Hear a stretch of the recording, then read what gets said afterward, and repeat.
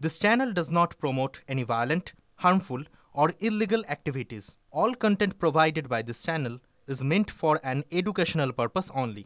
Top quality और consistent performance के लिए सिर्फ सिल्वर पंप नाम याद रखना। এক আধটা নয়, বাজারে আসছে মোট ৭২টি সংস্থার আইপিও।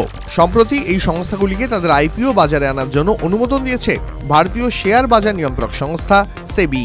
জানা গেছে, বাজারে আসন্ন এই ৭২টি সংস্থার আইপিওর মোট দর প্রায় ১.৪ লক্ষ কোটি টাকা। পাশাপাশি আরও ৬৮টি সংস্থা যাদের আইপিওর দর প্রায় ৯৫,০০০ কোটি টাকা, সেগুলিও সেবি অনুমোদনের একেবারে চূড়ান্ত ধাপে পৌঁছে গেছে। সব মিলিয়ে একেবারে কয়েক লক্ষ কোটি টাকার ব্যাপার। শেয়ার বাজার বিশেষজ্ঞরা বলছেন, মার্চ এপ্রিলে স্থিতিশীলতার পর মে মাসে বাজারে আইপিওর আনাগোনা বেশ অনেকটাই বাড়বে। তবে এত সংখ্যক আইপিও এলেও বিনিয়োগের জন্য কি এটা সঠিক সময়? শেয়ার বাজারের প্রাথমিক দুই সূচক সেন্সেক্স এবং নিফটি 50 দেখে তো সবুজ সংকেত দিচ্ছেন বাজার বিশেষজ্ঞরা। বৃহস্পতিবার গোটা দিনে সেন্সেক্স চড়েছে প্রায় ৪৪৩ পয়েন্ট। গত এক সপ্তাহের উত্থান পতনের পর আবার সাময়িক স্থিতিশীলতার দিকে এগোচ্ছে দালাল স্ট্রিট। একইভাবে নিফটি 50তেও দেখা দিয়েছে সুবৃদ্ধি। সারাদিনে মোট ১৩০ পয়েন্ট চড়েছে এই সূচকটি। আরও একটি অংশের বাজার বিশেষজ্ঞদের মতে আইপিওর খেলা একটু অন্য রকমের।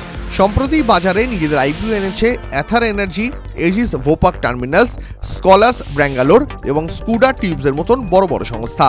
সেখানে দাঁড়িয়ে আগামীতে যারা বাজারে নামতে চলেছে তাদের জন্য বিনিয়োগের দুয়ার ঠিক কতটা খোলা, সেই নিয়ে প্রশ্ন থেকেই যাচ্ছে। বিশেষ দ্রষ্টব্য, যে কোনো বিনিয়োগে বাজারগত ঝুঁকি রয়েছে, ফলে আগে থেকে বিনিয়োগ সংক্রান্ত সমস্ত নথি সাবধানে পড়ে নেবেন, তারপর বিনিয়োগ নিয়ে সিদ্ধান্ত নেবেন।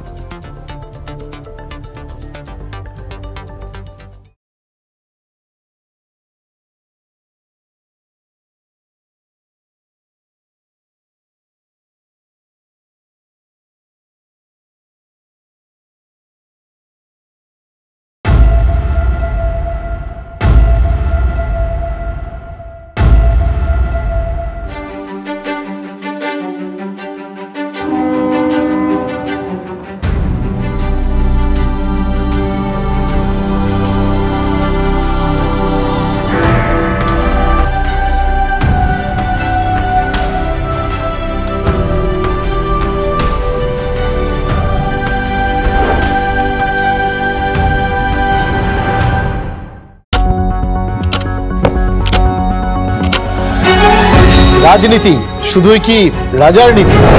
রাজা উজিরের চোখে নয়, আপনার আমার চোখে সমাজের ছবি। কঠিন কথা সহজভাবে না বললেই নয়। প্রতিদিন রাত ৯টায় টিভি 9 বাংলায়। টিভি 9 বাংলা না দেখলেই নয়।